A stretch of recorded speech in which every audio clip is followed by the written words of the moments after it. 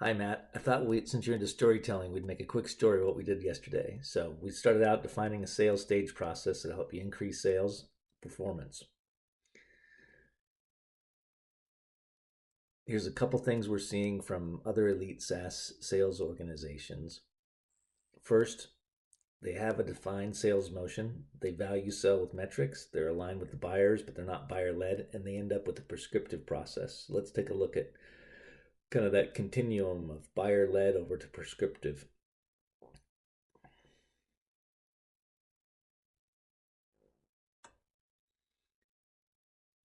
And what happens at the buyer led version, what you told us is they're doing one server at a time. It's high risk for Continuum, lots of lower time to revenue and more risk. Whereas if we move to a more prescriptive sales motion, larger orders, shorter time to revenue, and higher time and profit for the MSP.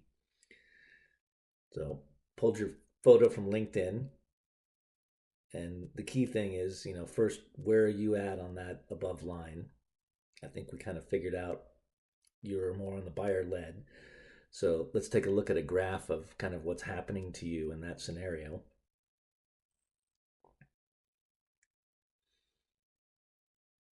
So on the left, we've got, revenue to continuum. And on the bottom, we've got time. And we got a fairly flat, line or curve because what they're doing is they're engaging with you and then they're adding one server and then they're saying, "Oh, okay, well you did that one, so let's add one more server that's maybe in a different location or something like that." And so they're one server at a time timing you.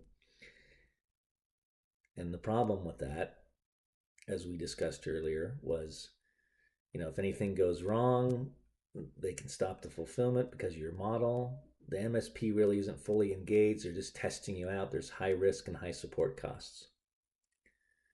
So if we move to the 2B, where we look at a high velocity sales motion that we defined on the whiteboard yesterday, this is kind of what it looks like. Those are the stages: discovery, validation, negotiation, and fulfillment.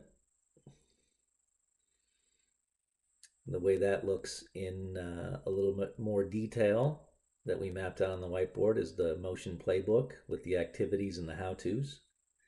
And then I think the biggest thing is, what is that going to do? How is that going to increase sales performance? So let's graph that out. Again, we'll put a simple graph with revenue dollars, money on the left,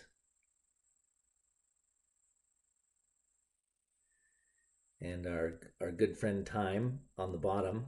And as we know, time is something that's totally precious, and time is money. So if we're to be prescriptive, we think what we could do is get those 200 servers in the same amount of time that you're getting two servers. So then your continuum revenue goes up with a curve, something like that. But I think more importantly, what we saw in the metrics is your MSP profit follows continuum revenue. And that's what your customer wants to hear about. So what you want to do is tell those metric stories. So this is the one from Arco. I think the guy's name was Joe, and he said he was going to. They increased revenue by 20%. Their help desk tickets were reduced by 50%, and they saw 60